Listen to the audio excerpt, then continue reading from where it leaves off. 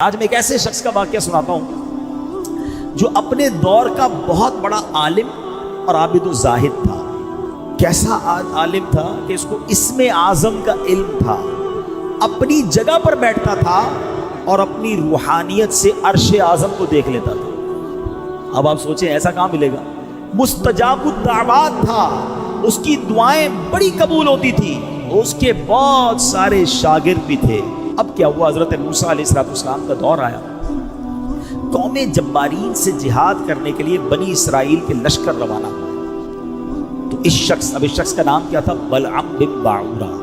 ٹھیک ہے، قرآن میں اس کا واقعہ موجود ہے۔ اتنا نیک آدمی، اتنا مقبول آدمی۔ اب بلعم بن باعورہ کے پاس اس کی قوم گھبرائی ہوئی آئی اور کہا کہ حضرت موسیٰ علیہ السلام ایک بہت بڑا طاقتور لشکر لے کر ہم پر حملہ آور ہو رہے ہیں اور وہ چاہتے ہیں کہ ہماری زمینوں سے نکال کر یہ زمینیں جو ہے وہ بنی اسرائیل کو دے دیں۔ آپ مستجاب الدعوات ہیں، آپ حضرت موسیٰ علیہ السلام کے لیے ایسی بد دعا کر دیں کہ وہ شکست کھا کر واپس چلے جائیں۔ اب یہ کانپ گیا، اس کو معلوم تو تھا کہ وہ اللہ کے نبی ہیں۔ تو وہ کہتے ہیں تمہارا برا ہو، خدا کی پناہ، تم جانتے ہو کس کے بارے میں بات کر رہے ہو؟ حضرت موسیٰ علیہ السلام تو اللہ کے رسول ہیں، میں ان کے خلاف کیسے بد دعا کر سکتا ہوں؟ اور ان کے لشکر میں تو مومن بھی ہے اور فرشتوں کی جماعت بھی ان کے ساتھ ہے۔ اب یہ قوم رونے لگی، گڑگڑانے لگی، اصرار کرنے لگی۔ تو اس نے کہا میں چلو استخارہ کر لیتا ہوں، اگر اجازت مل گئی تو پھر دیکھتے ہیں۔ استخارہ کیا تو استخارے میں بھی بد دعا کی اجازت نہ آئی، تو اس نے صاف اپنی قوم کو منع کر دیا اور کہا دیکھو اگر اب میں نے بد دعا کی نا تو میری دنیا بھی برباد ہو جائے گی، میری آخرت بھی برباد ہو جائے گی۔ اس کے بعد اس کی قوم نے کیا کیا؟ پلان بی، بڑے تحائف، مہنگے تحائف، پیسے لے کر، بڑے گراں قدر بڑے چیزیں لے کر اس کے پاس گئے اور کہا کہ یہ سارے تحفے آپ رکھ لیں، بس آپ دعا کر دیں۔ اب حب مال کی محبت یہ آنکھوں پر ایسا پردہ ڈال دیتی ہے کہ جب پیسہ سامنے نظر آتا ہے بندے کو دنیا کی چیزیں نظر آتی ہیں۔ اب آپ سوچیں کہ یہ شخص، اسے معلوم ہے کہ وہ اللہ کے نبی ہیں، مگر جب اتنے پیسے، اتنا مال، اتنے جواہرات سامنے آئے تو اس کی آنکھوں پر پردہ پڑ گیا، لالچ کا بھوت سوار ہو گیا اور وہ مال کے جال میں پھنس گیا۔ اپنی گدھی پر سوار ہو کر پہاڑ کی طرف جانے لگا۔ راستے میں بار بار وہ گدھی رک جاتی، مڑ جاتی، آگے نہ چلتی۔ یہ اسے مارتا رہا، آگے بڑھاتا رہا، وہ آگے بڑھتی نہیں تھی۔ اس کو بھی گویا پتہ چل گیا تھا یہ کیا کرنے جا رہا ہے۔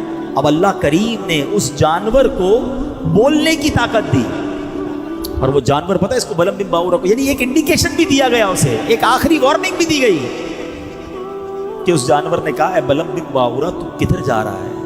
میرے آگے فرشتے کھڑے ہیں، میرا راستہ روک رہے ہیں، میرا منہ دھکیل رہے ہیں پیچھے کی طرف۔ اے بلعم تیرا برا ہو، تو اللہ کے نبی اور مومنین کی جماعت پر بد دعا کرے گا؟ اللہ اکبر۔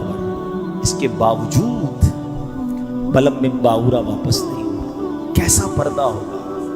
ہائے ہائے ہائے! اب جناب وہ پہاڑ پر چڑھ گیا، حسبان نامی پہاڑ اس پہاڑ کا نام تھا، اور بلندی سے حضرت موسیٰ کے لشکروں کو دیکھا، کیونکہ اب لشکر قریب آ گئے تھے کہ بڑے سے لشکر آ رہے ہیں، اور اس نے بد دعا کرنا شروع کر دیا۔ مگر رزلٹ کیا ہوا؟ اللہ کی شان دیکھو، وہ بد دعا ان کے لیے کرتا تھا مگر اس کی زبان سے وہ الفاظ نہیں نکلتے تھے، اپنی قوم کے لیے بد دعا نکلتی تھی۔ اب کیا ہوا؟ یہ دیکھ کر اس کی قوم نے ٹوکا کہ تم کیا کر رہے ہو؟ تم تو ہمیں ہی بد دعا دے رہے ہو، ہم نے پیسے دیے، ہم نے مال دیا کہ حضرت موسیٰ کے خلاف بد دعا کرو، تم ہمیں ہی بد دعا دے رہے ہو۔ وہ کہتا میری قوم، میں کیا کروں، مجھے سمجھ نہیں آ رہا، میں بولتا کچھ ہوں اور زبان سے نکل کچھ اور رہا ہے۔ اب یہ بات کر ہی رہا تھا کہ اس پر اللہ کا غضب نازل ہو گیا، اس کی زبان لٹک گئی، سینے پر آ گئی۔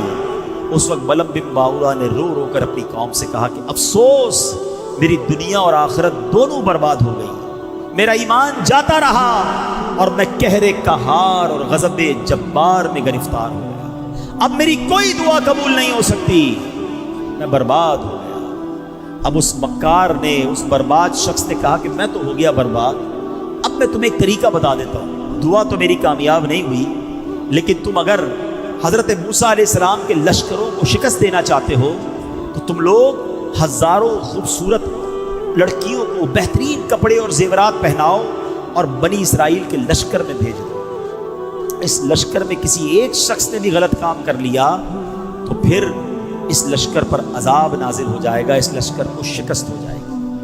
اور ایسا ہی ہوا کہ اس لشکر میں ایک شخص نے برا کام کیا اور وہ لشکر جو ہے اس کے اندر طاعون کا مرض پھیلا، پلیگ جس کو کہتے ہیں، اور گھنٹے بھر میں 70,000 افراد مر گئے اور سارا لشکر تتر بتر ہو کر نامراد واپس آ گیا۔